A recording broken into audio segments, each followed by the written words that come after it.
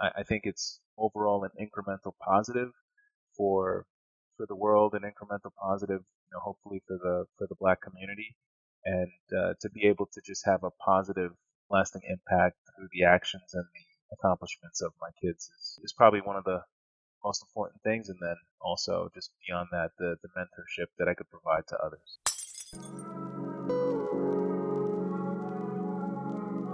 Welcome to Breaking Barriers of Black Investors, where we explore the inspiring stories of successful Black investment professionals and share the strategies for breaking down barriers in the asset management industry.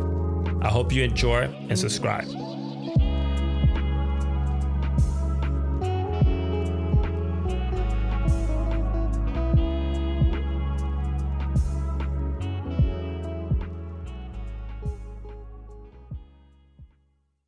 In today's show, we have Rodny Nacier, a partner at ICR, a strategic communication and advisory firm that services domestic and global companies by providing various services, including public and investor relation, capital market advisory, branding, and many more.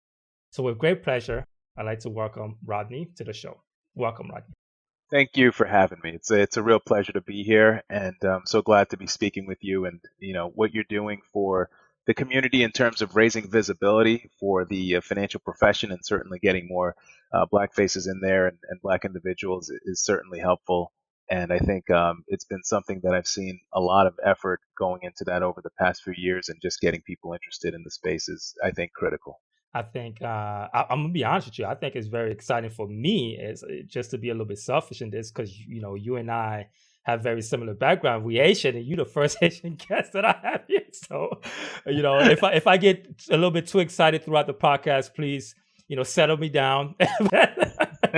You don't speak to too many Haitian people within the investment industry. So thank you for coming in and taking the time to join us. My pleasure. And look, glad to be here representing Haiti, representing the African and American community, all African descent. Interested in finance, and I wasn't, even though I wasn't born in Haiti, I was born in the second best thing, Brooklyn. So, So I want to start from the very beginning, because I think it's, in order for us to truly understand where you are now, right, we have to understand where you came from. How was it like growing up, and just to hear your childhood story. yeah, it's if I had to encapsulate it in one word, I'd really characterize it as fun for the most part. My my childhood memories, a lot of them are filled with a lot of family events, and that'd be like the late '80s from what I remember. A lot of events were around just kind of doing things, personal functions, little parties here and there, activities, a lot of time spent with the family, and just appreciating the little things, right? And so my memories tend to be around a lot of extended family being around, because when I was a kid, my parents had come here from Haiti. As I mentioned earlier, I was born in Brooklyn, but pretty early on we moved out to Long Island, and so that's where I have my initial memories. And not too long after that, we had my dad's brothers and sisters, four brothers and sisters actually, who lived with us. And so, from that standpoint, the house was always full, right? Always a lot of activity. And then as I got older, even, and his siblings moved out, then my mom had a sibling that moved in. And so, really, from the start all the way up through middle school, always just had generally a lot of family around. And it was good. My parents, both of them worked out of the house for the most part, and so they worked long hours. And so when I was at halfway through elementary school, my mom started doing more work, working from home, and my dad continued to work pretty extended hours. And as I got older, their hours shifted, and so it was nice when I got to spend more time with them. Probably call it third, fourth grade, and really just kind of get to see what they're all about, what they're doing, what their drive is. And having international parents, they were quite un-Americanized in terms of their ideas of fun and stuff like that, and so I think just simple stuff, even like typically eat at home, right? Going out to restaurants not that often, ordering out food not that often, and so Those kind of experiences inside the house formed a lot of the memories.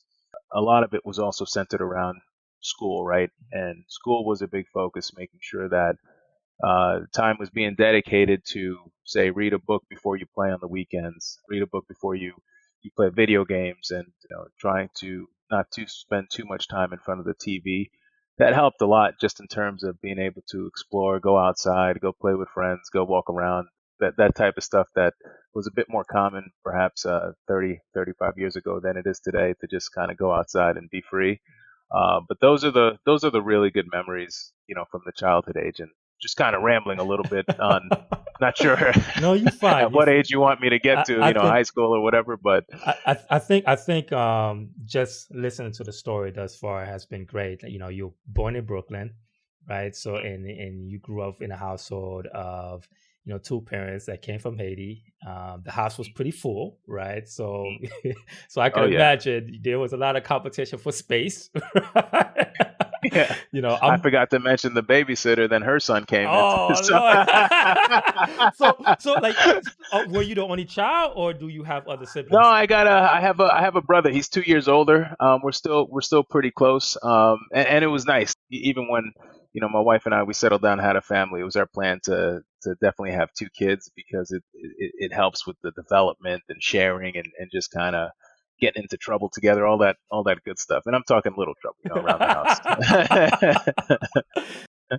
So I mean, so like, did you find that you eventually develop a sense of competitiveness, especially when you have a household that is so full, right? Where you had to compete for maybe certain attention, or you had to compete to do well in school because you wanted to stand out. Like, was there any sense of competitiveness drive that developed as a result of the family circle?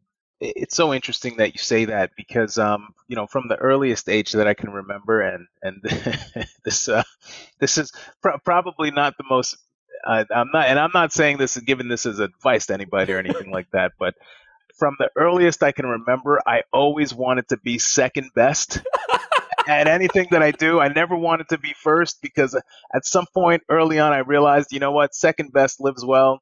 They get a lot of the credit, they get a lot of this and that, but they don't get a lot of the heat or the hate or the pressure, and so it maybe that's because I was second born, and I was the younger brother out of us two, and I realized that anytime there was any blame to be passed around for anything that happened, he got the brunt of it, and I was just kind of the little guy, and that was something. But I think in terms of competition, even at school, even in sports, I never really felt a competition against another person. It was really always competing against myself to do a little bit better each time, Mhm. if I wanted to improve at something. And so that's where I really found more of my personal competitive drive. And I think from a collegial standpoint, just being part of a team, or as a member of a team, it's never really wanting to compete against people that I view as on my side or at my company. It's just wanting to see how far can I push myself, and that's how I think of my life and the job, personal life, in terms of trying to do better personally. That's awesome because just thinking back, so I come from a family of six and I'm the youngest. And Oh wow. one of the things in the Haitian culture is that if you don't owe this, you screwed. and, Yeah. and one of the things that we have, the luxury that we have as the youngest is that, anything that we do that misalign with the value of the family, we could always blame somebody for it. But he did it first. So he was, Rodney did it first. He's one to Yeah. So family is six. So that means you eat quick then, right? man, So your older brothers don't take your food off your plate. I tell you what, the good thing about it, I didn't have a big appetite, right? So, so I You learned to survived. cope. I survived. I mean, I had all my other brothers they're like six something, and they bigger guys. I said, okay, you can't eat everything. So, did you have any admiration of going to college? Yeah, I think that if you go back far enough in time from my personal history, it always starts with, you want to be like an all-star in sports or something like that, what have you. But for me, actually, my first aspiration, believe it or not, was to be a gas station attendant. And I'll tell you why. It's not really the pumping of the gas, but before credit cards became popular and you go to the gas station, you hand the person a 20 and they have to make you change on the spot. And Uh-huh. so they always had a huge wad of cash. And I said to myself, man, that seems like an interesting job, being able to make all that cash. In my eyes, I was probably like 6 or 7 in the backseat of a car. I'm just seeing a person transacting at the gas pump, not recognizing that they don't own the place. They just have the change made readily available. Mhm. And in conversations, I can't remember if it was with a family member or dad or somebody. They asked me what I wanted to be, and I told them, I wanted to be the gas station attendant. And they're hearing this and they're like, okay, okay, okay, this is so you like the transaction aspect. You want to be in finance, and so it started. That's how I got introduced to the notion of banking and finance at a young age, was because of that experience and just kind of seeing transactions happen and wanting to understand better about how you build dollars. And so I never wanted to be I never had a fascination with being really wealthy or being really rich, but I did have a fascination with how money is accumulated, how businesses work, and how over time you're able to be in business and be a part of the transaction, be a part of things that are happening. And so that did interest me for a long time. And eventually, call it throughout, growing up from that point on, it made sense to me that college would obviously be the logical place to go to be able to get myself in a career of finance. And from a very young age, I wanted to pursue a career in Wall Street Mhm. or banking. Fortunately, that all worked out. But I'll say that, as a starting point, I had a huge benefit in my life, that both of my parents went to college, and it just so happened that their parents, so my 4 grandparents, were very focused. None of them, well, 3 out of the 4 of them went to college, right? I don't know if my mom's dad went to college, but he certainly had a career in accounting back in Haiti, and so it appeared as though he had some higher learning. Now that we're having this conversation, I never sat down and asked him like, "What college did you go to?" But so so that's I have to do some investigation on that one. But nonetheless, he knew how to count numbers. But in terms of their focus for their kids, my mom is one of 7, my dad's one of 6. It was impressed upon them by their parents to go to school so that they can improve their lot and did not have to face a situation of economic misfortune, particularly that my dad Mhm. grew up in. My mom's parents also stressed that. And so a lot of the people in my family went to higher education in some capacity.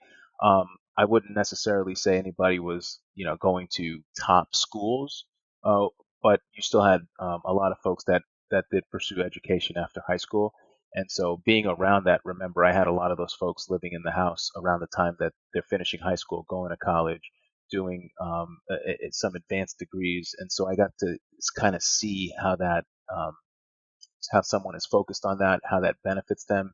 And I get to see their trajectory from being a student to being in school to being a professional to being able to be independent. And that was very instructive, that it's important that I do something with my life. And so I certainly had a dream to go to school. And then in terms of figuring out which school to go to, that largely centered around, finding a school with a good undergraduate business program. I have to admit, I've heard a lot of stories in terms of inspiration behind of how they got into finance.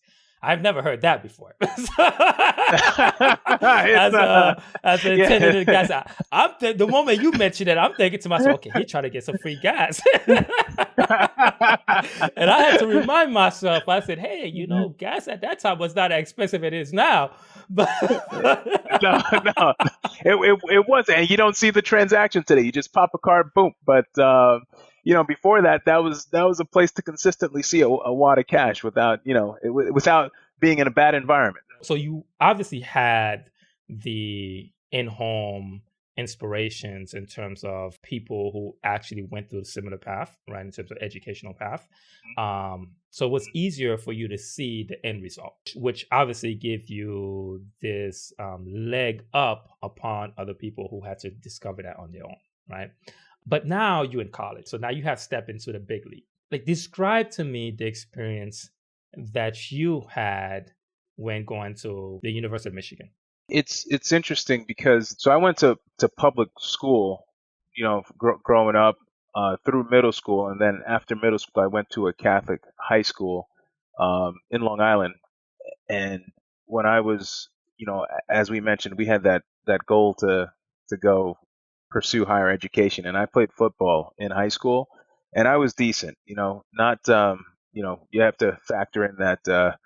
We're not in Texas or the Midwest where a lot of the ballers come from. We have those immigrant genes, which keep us kind of small, on the scale. But you know, but at 6 feet, it put me in a competitive position, and I got recruited by some good schools, kind of D3 football programs to go play. And so I had considered that it wasn't rocket science when I looked at the stats of the pros, right? And for my size as a defensive end in Long Island, that was the size of a cornerback at Michigan. So it was a non-starter, right? And um, so those programs where I would, if I wanted to go to play ball, there was a question as to ultimately what am I going to do? That's a good way to get into the school, but what am I going to get out on the other side, right? It's more than likely that it'll be more focused on academics and the network that I built at the school. And I was fortunate to be able to have that thought in terms of where I ultimately wanted to take my life. And as we discussed earlier, I had an attraction to come back to New York and work on Wall Street. And Michigan at the time was ranked highly for business, their business program undergraduate. So I had applied there, and then I had about 7 safety schools behind there just in case it didn't work out. Fortunately, it did. I was able to find out, I think through Google or something, or somewhere I found on some forum that Michigan really valued any descriptions or examples in their essays about teamwork and collaboration, and so I made my application essays heavily involved about that. And I think getting into the school was I was really excited, especially since I was a fan of the football program already. I think their national championship had influenced me a few years back. I think it was like '97, and so I was already thinking about them by the time I was applying to school.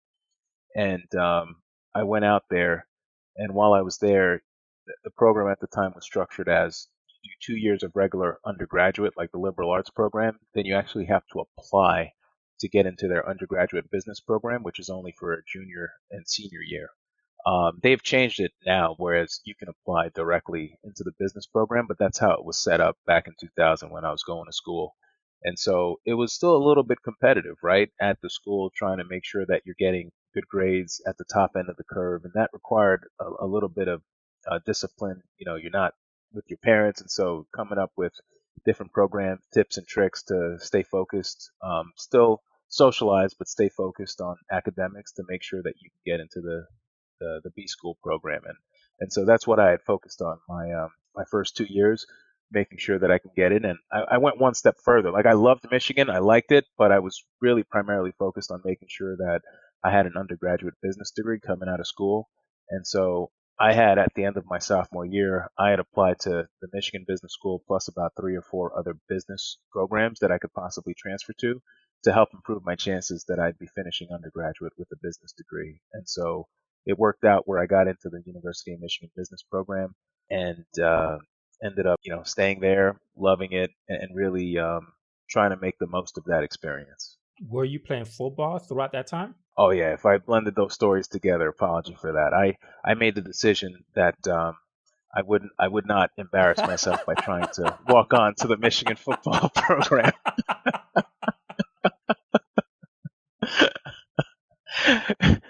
So no, I was there purely for academics, and don't regret it one bit. It was a fun experience, and fortunately they had pretty heavily discounted tickets for the students to go to the game, so I participated that way. You sound like me. The first time I actually got introduced to football, I think I was in high school. And at that time, we was playing flag football, and that's what I was used to seeing. And so I went to one game. No, not one game. It was a tryout. I said, I know how to catch. Let me go ahead and just check it out. So I went to the tryout, and so So this kid, and I'm not tall, right? I'm like 5'7". I saw this kid got tackled. One time his helmet went back so hard. I'm not even kidding you. I got up. I said, well, that's not for me. You went as far to college. Me, I got out in high school. I said, okay, so you in college, right? You got into the business program because I know your end goal, you wanted to get into Wall Street. How did you prepare yourself as a student and acquire the necessary skill set that you needed to cross that hump into Wall Street? That's a fair question. Look, ultimately, what do I want to try to get out of this academics is to try to get back to Wall Street. And when you go to the business program, one of the good things is that they have a really good career development office there. And so you don't necessarily have to use it. You're encouraged to. It's kind of there, but like all things, it's you have to try to make the most of it. And so while I was at the in those 2 years at the business program, in particular my junior year, I tried to build as many networks as possible with the career development office within the business program to try to make sure that I was aware and up to speed on what the different firms were looking for that were hiring. And I was fortunate that, part of the reason for going to Michigan was because they had a pretty good recruiting relationship with a lot of Wall Street firms who at the time would come to fly out to network and try to recruit for their internship programs that you see at a lot of different universities as well. And so I was pretty active on that front, making sure that I was attending all the sessions where they'd have informationals, maybe like a Goldman Sachs or a JP Morgan or a T. Rowe, a Price Waterhouse Coopers would come out to present on their business, or like a Kellogg or a GM, and I would try to attend those sessions to mingle, to meet, so that way I could be somewhat memorable to the team that's going to ultimately be interviewing for internships. And then when the internships come around, to have some level of rapport with the folks that are interviewing. So that worked out well. And then ultimately, one of the recruiting programs that came was Credit Suisse looking to recruit for their equity research department. And I had interviewed there, and I told my true story that I was really interested in equity research, and it's something that I had been really fascinated with and into for many years, even prior to going to college, and was able to have a conversation with the recruiter to ultimately get a spot in their internship program at Credit Suisse. And we probably left that part of the story out, but somewhere that the gas station story emerged into one of the stock rallies that you had throughout the 90s, and I got interested in watching stocks. It always fascinated me to see how money's being made, and the stock market fit right into that because watching stocks go up and down just made absolutely no sense to me when I was in high school. What's pushing it up and down? And so that desire to dig a little deeper to find out how that works, to be a part of the story, part of that party, was something that intrigued me. And equity research is actually directly related to helping to pick the winners and losers in the stock market, or at least make recommendation on who are going to be the future winners and losers. That's what I did at the school to try to start making that jump to professional life, is to really focus on getting that internship. Real quick, we hope you're enjoying the episode and your support would mean the world to us. If you find value in breaking barriers of Black investors, we kindly ask you to take a moment to rate and leave a review on your preferred podcast platform. Your feedback not only helps us improve, but also encourage others to join our empowering community. Thank you. While you're in school, you network, build a connection that eventually allowed you to get an internship at Credit Suisse. Obviously, through your fascination with stocks, picking, at least looking at a stock. I mean, as you're talking about that, I'm visualizing that time frame, right? Because I was still a child. I probably was maybe 7 years old around that time. And when I watched movies, I didn't have that similar fascination that you have. I saw people partying. I saw cars. I said, man, I like that. You were like, I want to know what caused it to go up. I'm like, I want to know how he got that car. but eventually, Well, you through your internship, you ended up getting a full-time at Credit Suisse. Now, when you got your internship, did you feel like you were ready? No, I wouldn't say that I felt like I was ready, and I would say more so that I felt as though, why don't I understand the culture of this company? Why don't I fully appreciate what they're talking about? And looking back, obviously, because I just had never worked before in that kind of environment, in a corporate setting.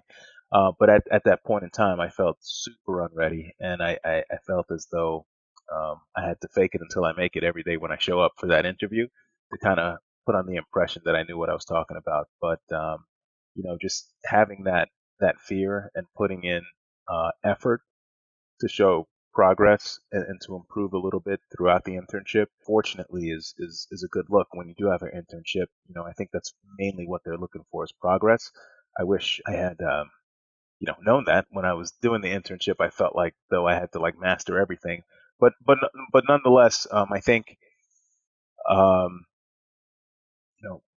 trying to be the first person in, the last person out, the kind of basic stuff, trying to ask questions, trying to not make the same mistakes 2 to 3 times, are all things that I think that I was focused on, and that's kind of some of the things that some of the folks that I had spoken with at Michigan told me in terms of how to try to do your best job at internship. And I think that's probably something we'll cover on this call in terms of mentors as well, and trying to find those to help you along the way. Sure. So, but was the internship in Wall Street, or was it still was it in Michigan? Yeah, so the Credit Suisse internship was actually in Wall Street essentially, and that was a New York-based internship, working in Midtown on 23rd Street. So a fun experience, and just commuted from my parents' house. Fortunately, I'm from Long Island, so it was pretty efficient to just take the train every day from my parents' house, which was good. Talking about the environment around that time, I mean, like when my inspiration came to pursue a profession within the investment industry, I've always looked at movies where you had to be tough to last in the industry, and there are certain things that they just would not allow. Like if you let too many things get into you, right, you could easily be broken down. Like, did you feel like at that time in Wall Street and you being so young and stepping into that industry, how tough was it?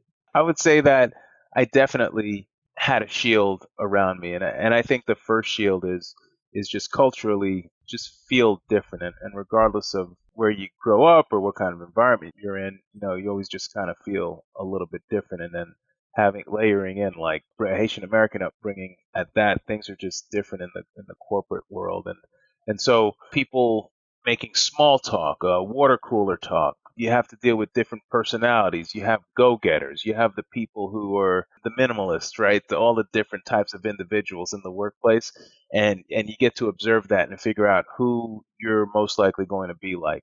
And then you also have the fortune or misfortune of working with somebody who's great and cares about you and cares about your success, or working, or you might end up, if you're less lucky, working for somebody who might show you things, but they're really interested in grinding you to the floor, to better their success and better their efforts. And so you certainly have to earn your stripes, at most companies, and definitely on Wall Street, regardless of where you enter.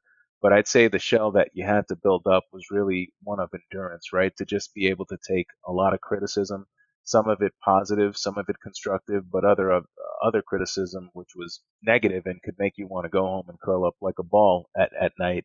But I think being able to show up every day and continue to try to learn and do your best, and to understand that you're a young person who's working at this company, and all you have to do is have a conversation with another young person in your department, and you'll find that 80 to 90% of the pressure that you feel, they feel it as well. And that's certainly one of the more comforting feelings once you know that it's nothing that you're doing, whatever pressure that you feel to succeed, or whatever pressure you feel that you might have in that job, especially at a young age. You're not the only one who's feeling that, and that's a common feeling amongst your peers that are entry level like yourself, and so that's very helpful for the development. Isn't that a unique way to look at things where if you're going through some level of pain, you feel slightly better when you realize that somebody else going through the same pain, even though the pain doesn't you go know, away for you. it's it's terrible. It's terrible when you think about it that way. But it's like, it's What? It's, you know that. Well, it's kind of like if you have to run a suicide in sports, right? uh-huh. To the 5 yard line and back, to the 10 yard line and back. If you do that by yourself, it's terrible. But if the whole team has to do it, then it doesn't feel that bad. I've always been fascinated by that. Like I don't know what's the name for that type of effect, but it's I think that's something I'm gonna look up after this. So okay, so obviously working at Wall Street is tough, right? And you mentioned the importance of having a mentor along the way. At what part of your career did you discover the power of mentorship, and when did your first mentor came to play? I've always been open to advice as far back as I can remember. I do have some hard formed opinions that, I develop as well, but a part of me has always stayed open to, what, let me see if somebody's been down this road who can help me. And perhaps today it's different, but at least when I was in school, there weren't a lot of Asian or even black people that I knew who were on Wall Street. And so having to expand beyond that community started young, right? Trying to find people who are in the financial world. And through networks, like perhaps people who I met in school, who I'd find out their parents were on Wall Street or in finance, hanging out with them and hanging out with that student or whatever, and over time, you're at their house or whatever, and talking to their parents, just kind of understanding what they do, hearing about their lives a little bit was incredibly helpful. And then that formalized a little bit as I went through high school. I had an older brother, so I was friends with his friends as well. He's only 2 years older than me, and the school was predominantly white, the high school, and so it was a good program, very nice. But in terms of the black and Latino, the minority student body was relatively tight and relatively tight with each other, and so through those means, I was friends with his friends, and that allowed me to have access to people who were more experienced. And 2 years is a long time when you're in high school, right? Just in terms of, here's how you navigate through this class, here's how you navigate through this professor or whatever, or teacher. And then when I make that jump from high school to Michigan, I'd say the first year, I didn't have anyone that I'd really consider to be a mentor. I was just hanging around with a lot of people that were also freshmen. But then talking to the older folks at the school who, some of whom were in the business school or they were trying to apply into the business school themselves, and looking for people who can give tips and tricks. And then, once I'm in the business program, talking to people who are 1 year older about their experiences with internships. And mainly it comes down to it's a combination of mentoring and networking to try to find the people who can kind of give you the advice that's helpful. And, also remember that I was very fortunate to have two parents who did go to school and who were very invested success of my brother and myself. And so as a big resource, I had my parents as mentors as well, even outside of just normal growing up stuff, just professional thought processes and stuff like that. And then I had my uncles and my aunts who I'm also close with, even though they're in different fields of work. But from a professional development standpoint, it was just helpful to have them as people that I can speak to, because that gives you the comfort and the understanding that, if you talk to somebody or if you have some people in your corner, it's always very helpful for you. And that, also ends up being very beneficial when you get into your career and you have to network and things of that nature. But making the jump from school to work, they actually had formal mentorship programs within Credit Suisse, which was nice. You could meet people who had been there for years, and they'd give you tips and tricks on how to succeed, how to, make the most of the experience. And then I also met this through it was through a connection through like a friend of a friend, this Nigerian guy who was very motivated and very smart guy, and he had been on Wall Street and he had branched off to do something entrepreneurial. I think in the laundry mat business and just kind of retail stores, but kind of in a like an operation like a where you can acquire a whole bunch of them. And so he ended up being very successful, but we had started talking. I told him I was at Credit Suisse, and he had mentioned to me that he was starting this business, and he had offered to just provide mentorship. And at that point in my life, I had never met somebody who had offered to be a mentor in that way, outside of a formal communication or a formal program. And I was very enamored by that, and that had a big impact on me because he would call me to meet up in the city to just kind of talk about what's going on at work. And this is just a dude that didn't have to do that. I knew him, as I mentioned, it was my friend's sister's husband. Um, and we'd meet up in the city, and he'd kind of talk about some things that he has going on, and give me advice on how to position myself at work, how to kind of think about things in the corporate world. And it probably met up about a total of 4 or 5 times, kind of in my initial 3 years out of school. But it had a profound effect on just being able to understand that there are resources out there if you're looking for them, and if you leave yourself open to that. And I think as you talked about, meeting the Nigerian guy, it reminds me the importance of having a representation of somebody that's looked very similar like you, right? Not necessarily in terms of like national background. Sure, that would help. Like I even told you before, we had this interview. Like I was like, man, this is a Haitian black guy in the investment industry that has CFA. I was like, oh, great! Like that's like 0.0000 whatever percent that is. But for you to find somebody that's willing to, take their time, right? That's a representation within an industry that lacks that.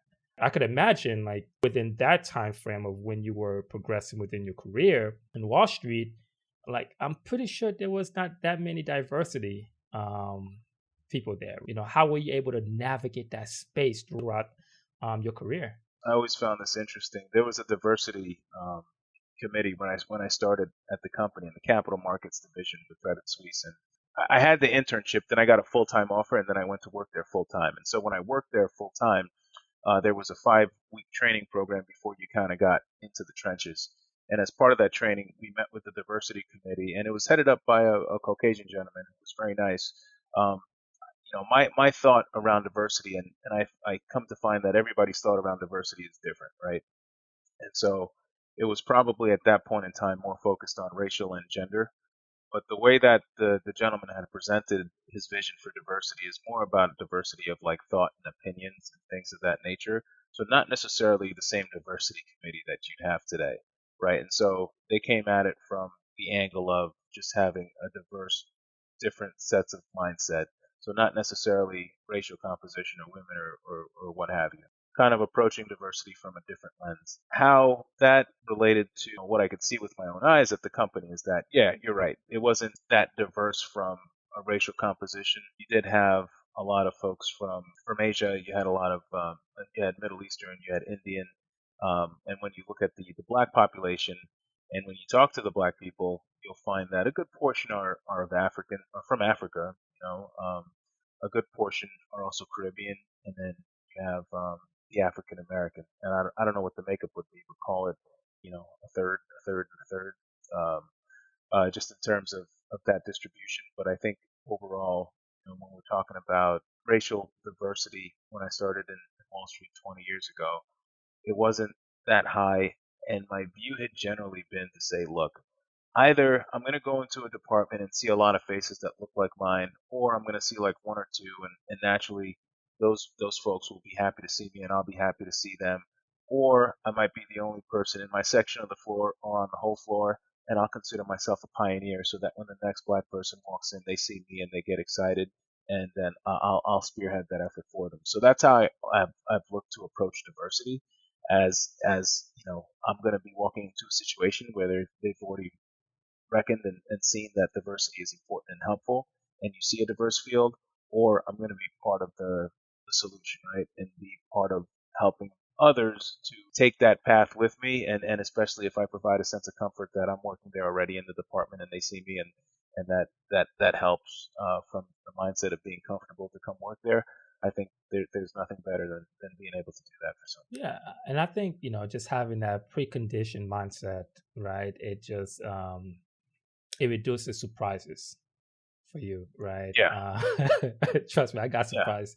I've been surprised so many times. So it took me a while, right? It took me a while to wrap that around my head. So I think that's something that comes with time.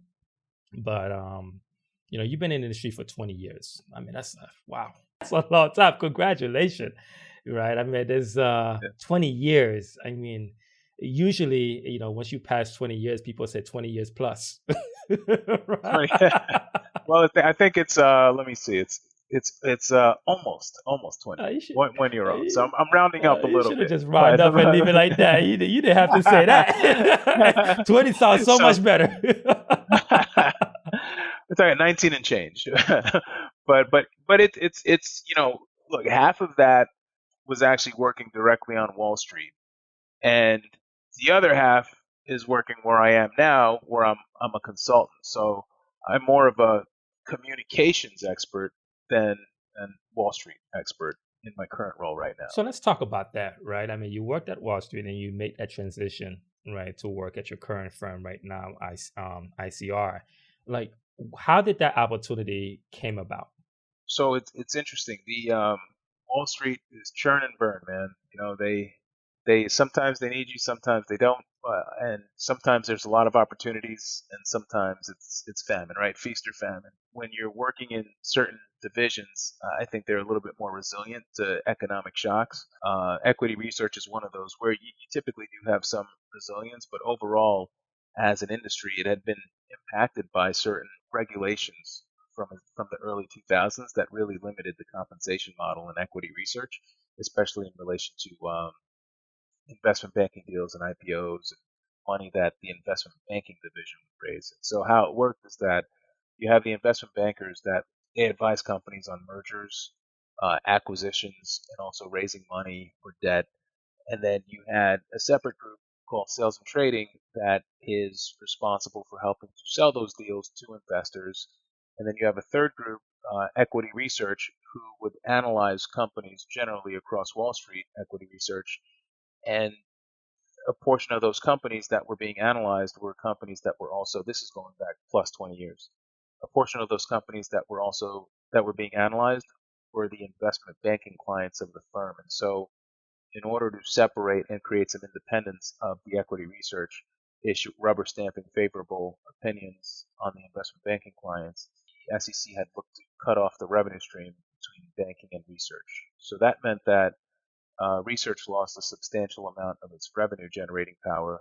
And at the same time, the sales and trading, who also worked with research in terms of selling their ideas to investors, were facing a crunch in terms of technology, causing commissions to contract on Wall Street.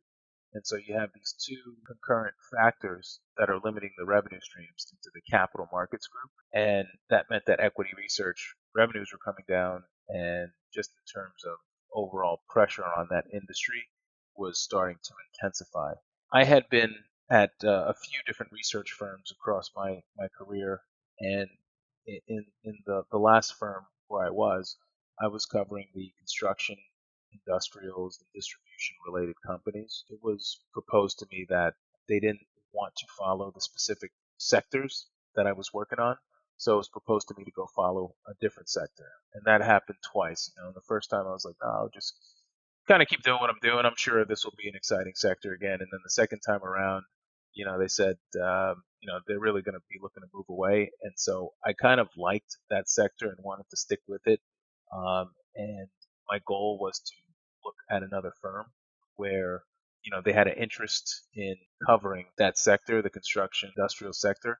And then, I didn't do that fast enough, so they cut me over at the last firm I was at, right? I was at KeyBank, and they cut me, and they were like, look, we gave you some chances to make a move. And I was like, all right. And so I spent just full-time job searching, just kind of enjoying the break for a little bit. And then my current company just kind of called me out of the blue. I was never clear on how where the call came from, but a headhunter called me and said, "Hey, look, looking at your background, see that you're looking. ICR is actually looking to expand in this area." So I met with the people at this company. They had a good pitch, and the things that stuck out to me were that they appreciate the Wall Street experience, but the culture is set up differently, where it's really a more team-oriented environment. It's not everybody trying to it's my success is not at your detriment, right? It's your success is my success. It's truly that philosophy at ICR, and so there's your ranking versus other people in the department does not really matter, and it's a place where you can kind of put your skills and tools to use in a very team-oriented environment, and where people just generally have very direct relationships with the clients. And so all of that resonated really well with me, and they were looking to build up a practice in my areas of expertise. So to me, it was a no-brainer to sign on, and so I did that, and probably in year one, year two, took a step back in terms of compensation to make that jump. But just in terms of the rewarding feeling of being able to see what value that you're adding to a client or a company, to me personally was very rewarding and more than made up for whatever that financial setback was year one and two for switching industry. But in reality, what I do now, investor relations, is that this is where what I do at ICR. Investor relations is something that I had wanted to do at some point in the future to make that move from equity research into investor relations. So it just ended up coming about 9 to 10 years earlier than I had expected. I almost chuckled as you was telling me your transitional story because you and I are going through similar things as I discussed with you Right. offline. And you said that you don't know how that call came about. I don't know how religious you are, but I think it was a sign of God. And my joke to it is that, God got tired of you suffering and he saw, he saw, he's like, oh man, this guy's losing a lot of money with all this. It's like, oh, there you go. So, but it's definitely awesome because you've definitely worked your way up and now you are a partner. I don't know when and how recent you became a partner, but just to see that progress, right? That opportunity came earlier than you expected, and now look at you. I don't know if you ever took the time to reflect upon that, but man, that's amazing. You know what? I think we should all stop and reflect more, and I don't do it enough. Put it that way to really stop and reflect. But going through this conversation with you is quite, I think it's quite helpful on that front. Just kind of thinking back and seeing just the different decisions and the different areas that have helped shape me and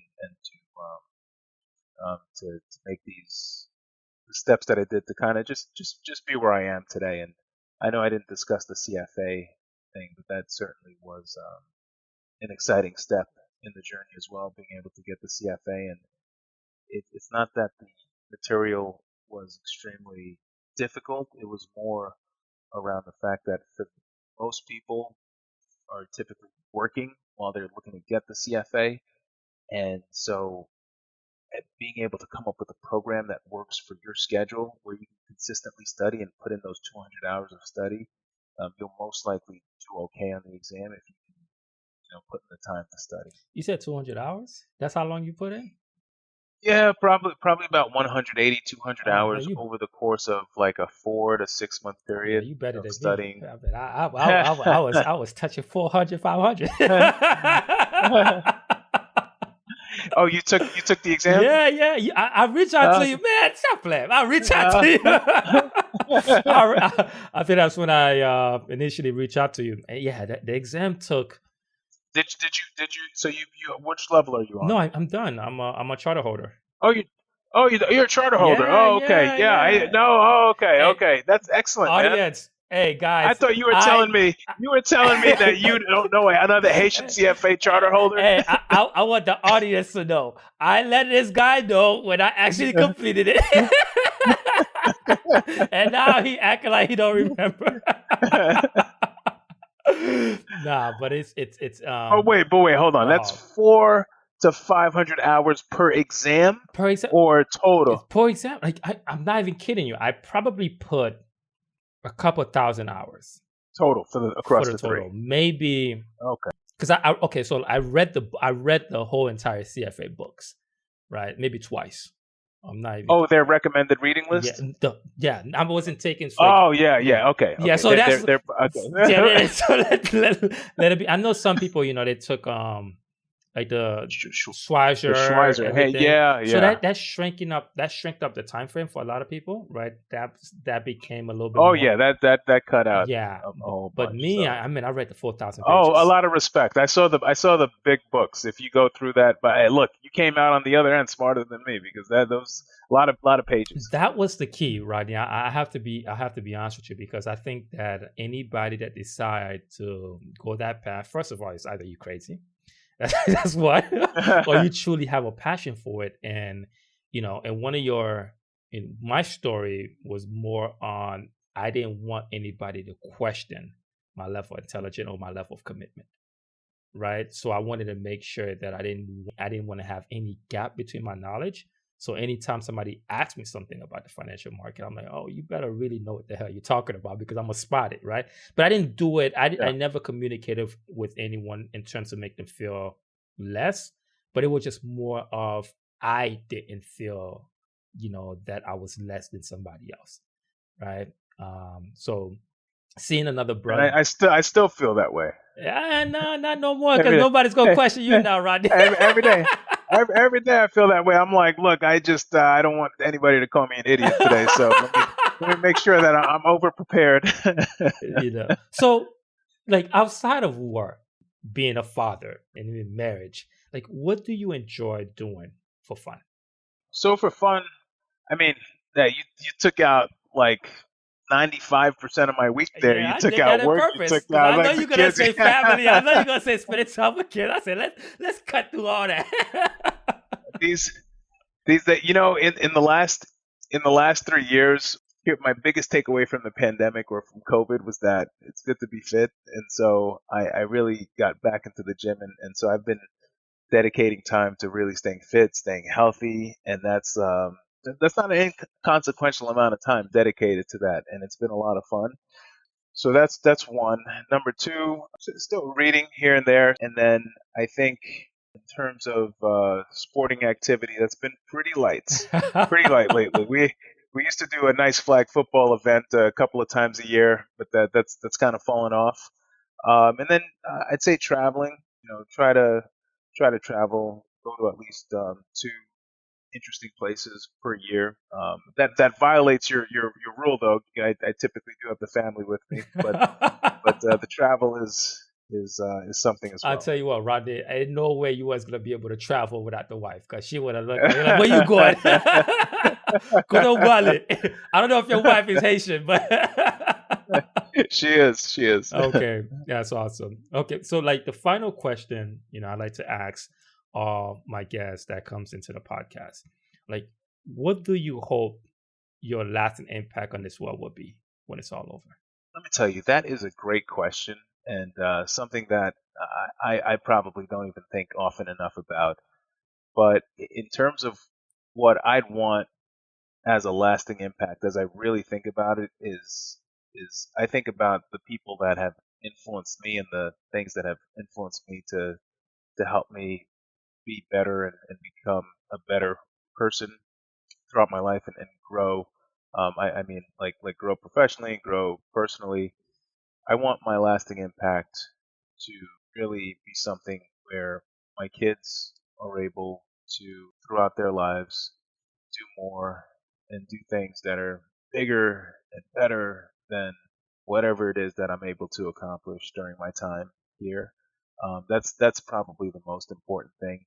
And then beyond that, if I have the resources or the more time to be able to volunteer more, to be able to do more charitable things, to mentor more kids. I do some of that now, but that can certainly be increased.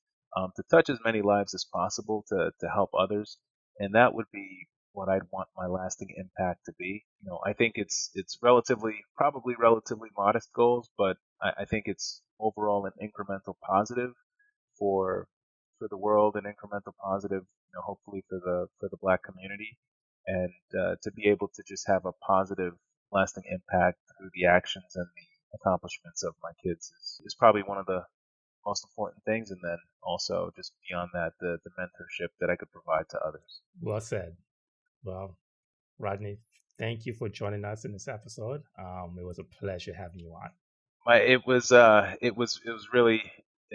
really refreshing to be a part of this, and thank you for the discussion. It was also entertaining. So, thank you. Thank you. Thank you for joining us on Breaking Barriers of Black Investors. If you enjoyed the show, please take a moment to rate, review, and subscribe to our podcast. Your feedback fuels our mission to empower and uplift our community. Help us spread the word by sharing our podcast. Thank you for listening.